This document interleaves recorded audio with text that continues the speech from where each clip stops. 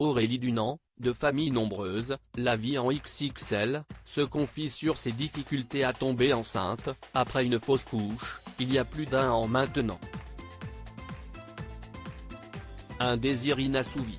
Les téléspectateurs de TF1, qui connaissent bien la tribu Dunant depuis sa participation à l'émission Famille nombreuse, la vie en XXL, peuvent aussi suivre ses aventures grâce aux réseaux sociaux.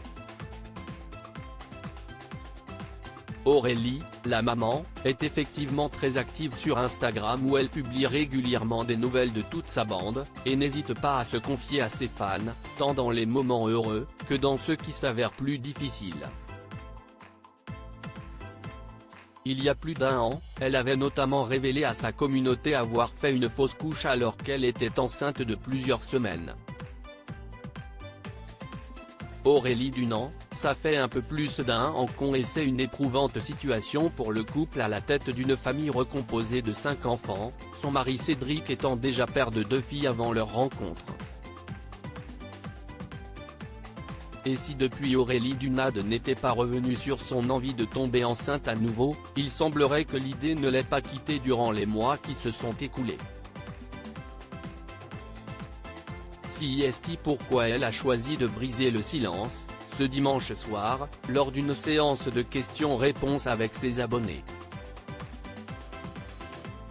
Il faut dire qu'ils étaient nombreux à s'interroger sur le sujet.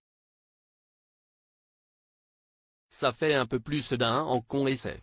Les médecins m'ont proposé une aide médicale. Je réfléchis à cette proposition.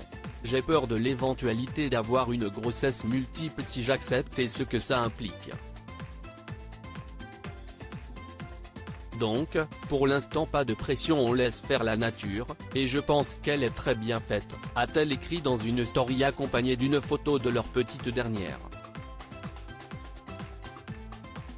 Aurélie Dunant dévastée après sa fausse couche en juin 2022, peu de temps après avoir dévoilé qu'elle avait perdu son bébé, Aurélie Dunant était revenue sur cet épisode profondément traumatisant. Je n'aurais jamais pensé vivre ça un jour. Le terme tant redouté de la fausse couche. Si est pourtant bien ce que j'ai appris le 1er juin, lors de mon échographie de contrôle. L'embryon qui était en train de se former a décidé de lui-même d'arrêter de se développer, sûrement dû à une malformation. J'ai retenu toutes mes émotions, toutes mes larmes, absolument tout. Le choc, avait-elle raconté.